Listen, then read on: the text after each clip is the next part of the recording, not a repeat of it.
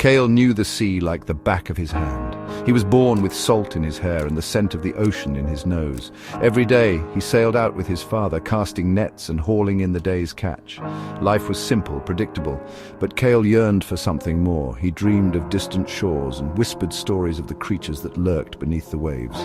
One day, while mending his nets, Cale heard a sound. It was a melody, haunting and beautiful. It drew him to the edge of the dock.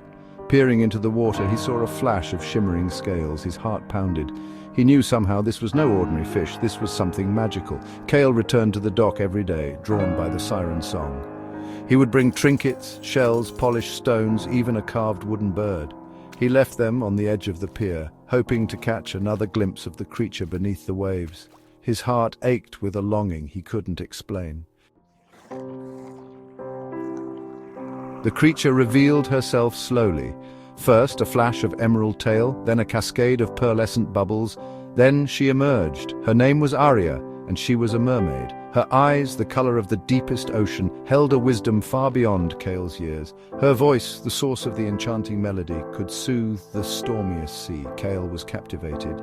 He confided in her his dreams, his fears, his longing for a life beyond the fishing village.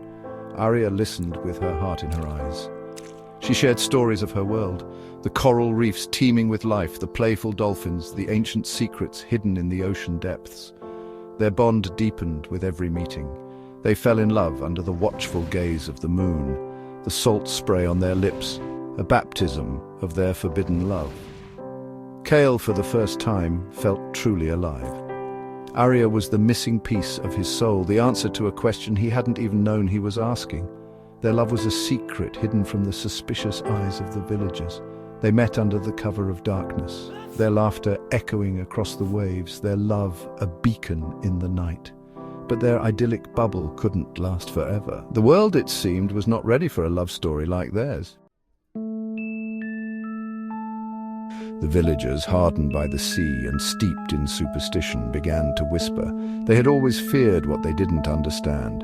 The ocean, to them, was a source of both sustenance and fear, and now it seemed it was stealing one of their own. Rumors spread like wildfire through the narrow cobblestone streets. They spoke of strange lights at the docks, of haunting melodies that lured fishermen to their doom. Fear, once a whisper, became a roar. They blamed Aria for the dwindling catches, for the storms that lashed the coast. Their fear, irrational and consuming, turned into a weapon. Cale, oblivious to the growing storm, was blinded by love. He dismissed the villagers' concerns, his heart trusting only in Aria's love. He refused to see the danger, the way their gazes lingered too long on his beloved. The villagers, sensing his defiance, grew bolder in their accusations. The inevitable arrived on a night choked with fog. Cale and Aria, lost in their own world, didn't see the shadows gathering at the edge of the dock. They didn't hear the whispers turn to shouts, the creak of fishing nets replaced by the clang of crude weapons. The villagers descended upon them with a fury born of fear and ignorance. Cale, caught off guard, fought back with the desperation of a man protecting his only love, but he was outnumbered, outmatched. They tore Aria away from him, her screams echoing across the harbor. Wounded and heartbroken, Cale could only watch in horror as they dragged Aria to the edge of the pier. As they prepared to strike the final blow, Aria's grief and rage erupted. Her voice, once a melody of love, became a roar of pain. She cursed the villagers, their families, their entire lineage. The sea itself seemed to churn in agreement.